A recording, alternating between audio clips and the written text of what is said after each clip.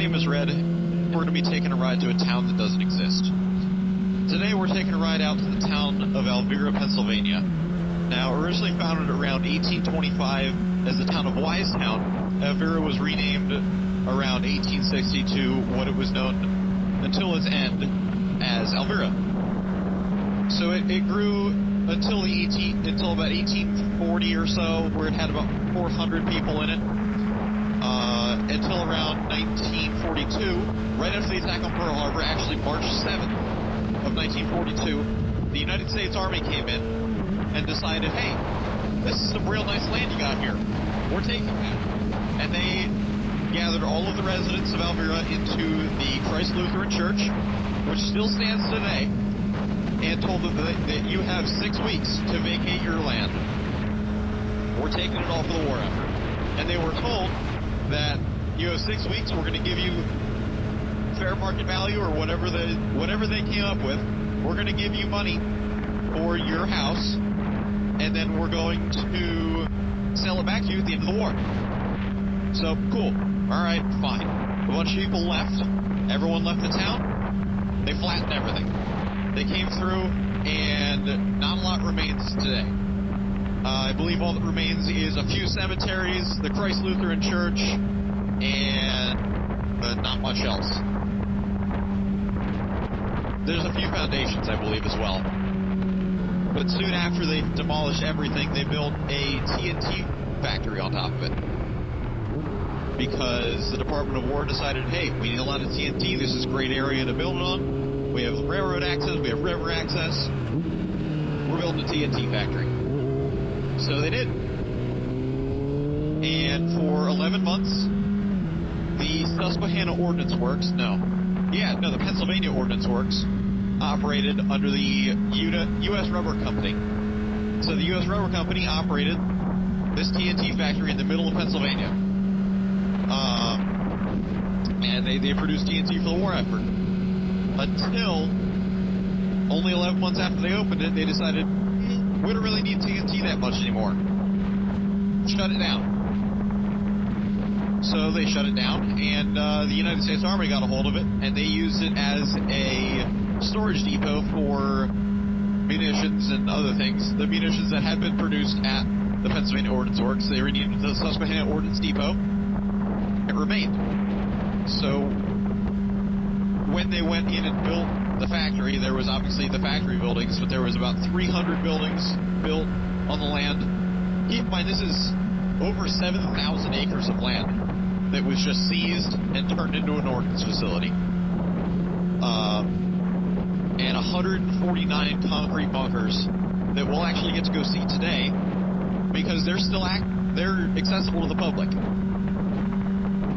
So right after World War II ended, a couple years later, the Army went, yeah, we don't really need this anymore, and they decided they were going to give 4,000 acres of this ordnance depot to the U.S. Bureau of Prisons. And the U.S. Bureau of Prisons built the Allenwood Federal Correctional Camp on top of it. It's still in operation today. They have several facilities there. A couple years after the Bureau of Prisons got a hold of it, the Army also gave 3,000 more acres to the Pennsylvania State Game Commission. And they went and built State Game Land 252 on top of it. Also, is still in operation today, which is what we're going to visit today. Hello, guinea hen. Go on, run on home now. Hello. Anyway, after World War II ended, there was a few people that were former residents of Alvira that wanted to buy their houses back, but were told that they couldn't because of pollution, or that the land wasn't available anymore. Whatever reason they gave, people weren't allowed to buy their land back. And so that ruffled a lot of feathers, obviously, because, I mean, these are some family homes that aren't there anymore, that have been demolished by the war effort. But there's a theory as to why that was, and it wasn't released until roughly 1987, when a folder of Department of Energy documents showed that about 100,000 pounds of uranium turnings from the Manhattan Project had been stored in four of these bunkers. Two of them are available or to be visited by the public. Two of them are on prison land. And the ones that are on public land have been scanned, and there's no radiation danger. But I don't believe they knew that back in the day, so there was still the fear that what if we left something there? What if there's still a danger from this storage? It's all owned by the prison, the State Game Commission, and about 400 acres of it went to the Pennsylvania College of Technology, which at the time was WAC, or Williamsport Area Community College,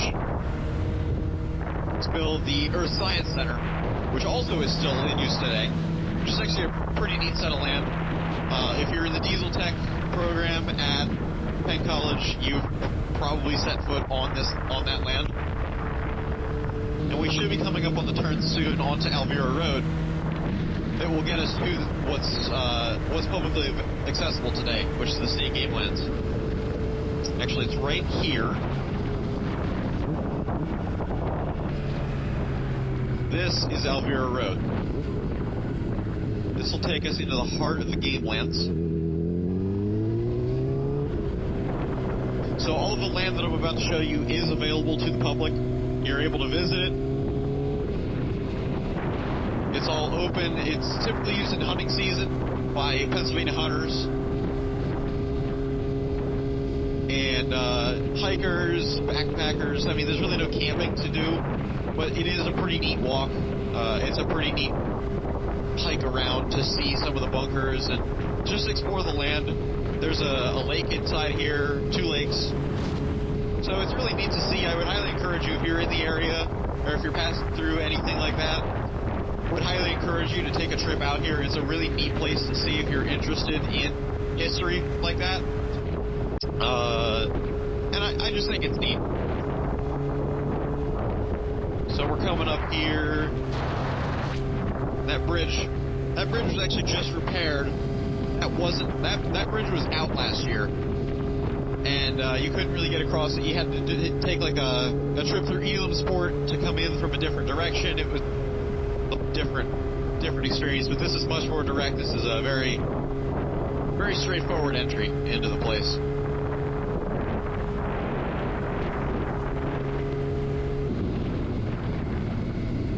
And here we come.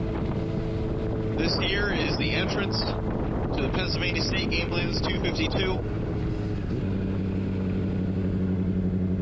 Alright, so we've made it onto the gravel road here. This is the road that takes you kind of into the heart of the Game Lands. It's all gravel. It's not the most comfortable thing on a sport bike, but it's been done. It's doable. And right here is actually the Union County-Lycoming County line. We've just crossed into Union County. But it's about a mile or so in, and there is one of the bunkers right on the road. And depending on whether the road is closed or not up here, I'll be able to take you in deeper and deeper. We'll be able to see some of the cemeteries and just some of the neat locations inside of this Game Lands and kind of what's left of Alvira.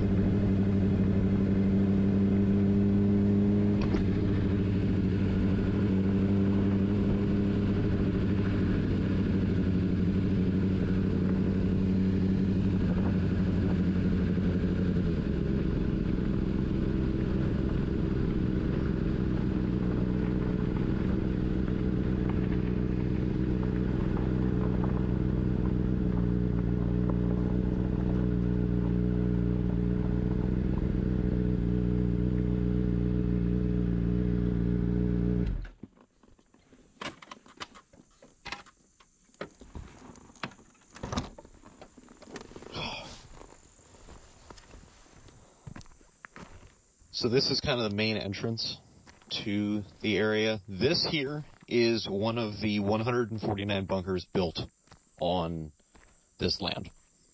This is really all you're going to be able to see of them. You can see the inside of some of them, but a lot of them have been graffitied over, but they're really neat. They're, I think, 49 feet wide. They're basically an igloo shape on the inside. So it's just a big dome. They're designed to explode upward because it's a munitions magazine with these really big, heavy steel doors. and a lot of them have been welded shut, but that is a solid door. I obviously can't get inside this one. That's about a fist width. I'm not that skinny, and I got a helmet on. But these are, this is bunker 1. And over here is the gate into the rest of the park, or the game lands. And as you can see, it just kind of goes. And there's another 148 bunkers just like that all through these lands. It's really neat. And I would highly encourage anyone who's interested to take a trip out here. But we're gonna set off down the road a little more. I'm gonna see if I can visit one of the cemeteries and some of the more open bunkers, just to give you an idea of what's actually inside these.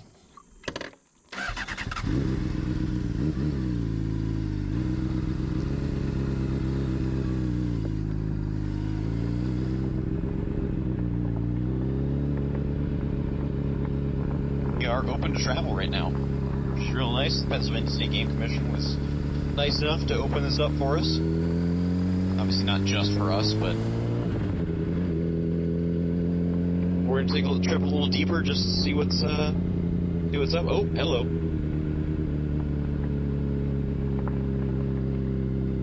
Hello.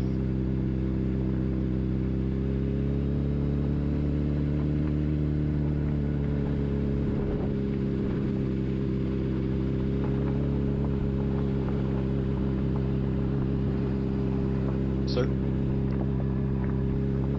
Always be nice to your game commission employees.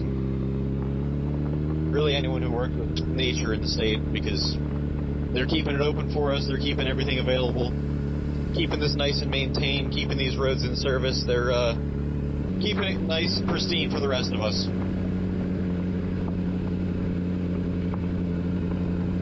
But it really is just some beautiful land out here. I really enjoy it. I spent a lot of days out here. You can't spend any nights out here, unfortunately. It's closed to camping as it is a game land. Like I said earlier, gravel roads on a sport bike are not fun. I'm not fighting to keep it on the road, but it's not as smooth sailing as like a dirt bike or something built for the dirt. Here is an open bunker. I'm not really sure which one this one is, but they were all numbered at one point. But this is kind of what you're gonna get if you come out here to visit some of the open bunkers. Obviously more graffiti. This one was welded shut at one point, but someone's cut the hinges off one side and swung it open. The other thing is most of these are completely empty, so you'll get a real nice echo. It's kind of neat. But it's heavily graffitied in here. There's just trash through here. It's kind of a shame. But some of these, on the inside doors here, or on the inside of the doorways, I've found counts of some sort, a little bit of math work from what I would assume is former employees of the Army, the Department of... I'm not even sure. Anyway, old calculations and numbers on the walls from, I'm assuming, counts of bombs, pieces of ordnance, something like that inside of the bunkers, which is actually really, really neat to see. I think I have pictures somewhere. If I can find them, I'll put them up on the screen. But we're going to keep going down the road a little more.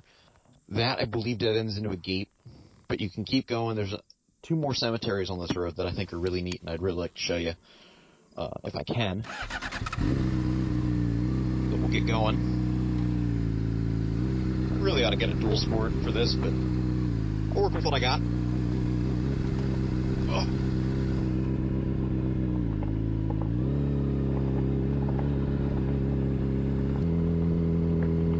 I just hope I don't meet anybody coming this way, because there's not much of a shoulder, and I don't know how this does in the leaves and the grass. There's another one right there. You can kind of see just the dome shape of them. This was not cleared out last time I was out here. Here's the first one. This is one of the two. This is one of the two cemeteries I know that you can visit today.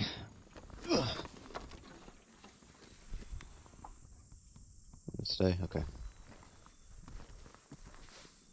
But this has been,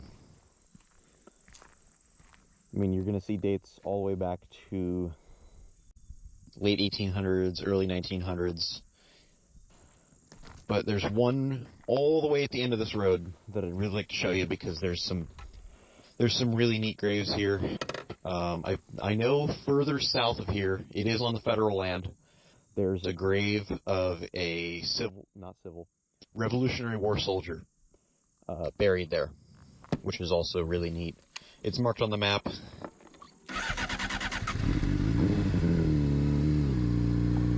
And I don't know if I can visit it, and I don't really want to get questioned by the Bureau of Prisons, so I'm just going to stay away from it, and I'll tell you that it's there. But it is also another neat piece of United States history as well. We're coming up here on the end of the road. This road dead ends into land managed by the Bureau of Prisons, so out of respect for them and not wanting to get questioned and detained, I'm not going to go past the fence. But there is a perimeter fence around all the federal land, so there's no chance of accidentally wandering onto there and getting arrested, unless you're really not paying attention, in which case, keep your head about you. It really does help. Obviously, here's another bunker here. And there's the fence.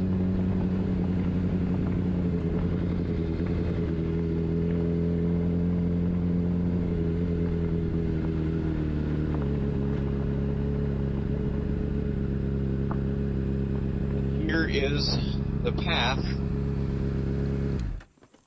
to one of the cemeteries, the original cemeteries of Alvira, Pennsylvania. I'm not even sure if some of these fences are marked or not. Like this one out here, yes, there's a gap. No, there's razor wire there, or barbed wire. But it's just kind of, obviously you can't go down any of these trails on motorized vehicles because keeping it pristine for the hunters and the wildlife here. But yep, fence. Can't go past that. But we can go further down into the cemetery, which is where I'm going to go now. So I'm coming up on the cemetery that's deepest into the state game lands, and I also noticed that there is some foundation over here from another structure. I'm not really sure what that used to be, but this is one of the cemeteries of the game lands. There's some very, very old trees here. Very old graves as well. The ones I'm seeing that I can see from here say roughly 1919. Some of these are veterans' graves, but it really just goes to show our dedication to our history in the state, that we still maintain this and mow the grass and keep it clean here and don't just let it go.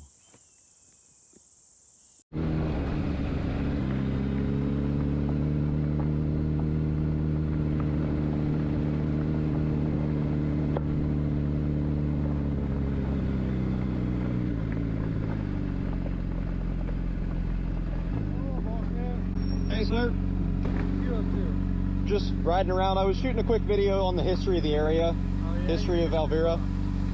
Sorry, I can't hear you. You're good. I said, oh yeah, you're a history buff.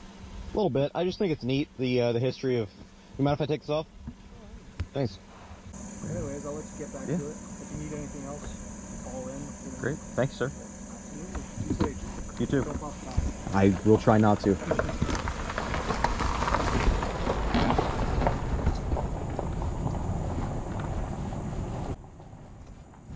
What a nice guy. The real question is...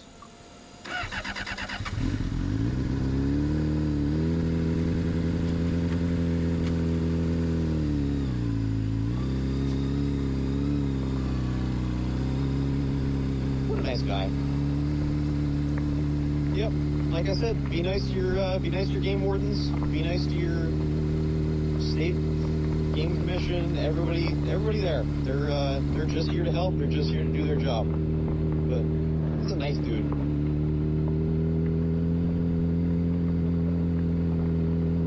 But I'm gonna get on out of here. Oh, like he said, don't pop a tire. Really, not too keen on staying on gravel for too long, but you know, it's fun while it lasts. If anyone's interested, I might do a more in-depth video on, or at least a little more on-foot video when I'm wearing proper hiking footwear. Just on some of the more distant bunkers, and I don't know if I left it in the video or not. The game warden I just talked to said that they're thinking about demolishing some of the bunkers just because of the graffiti and the fact that it's bringing in people coming out here drinking, smoking, partying, just things that they don't want to have going on in game land,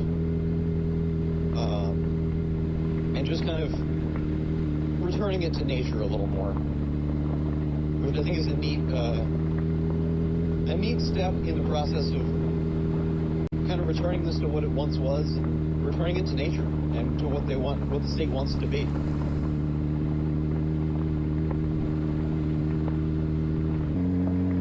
Anyway, thank you all for watching, and we'll see you around. Bye.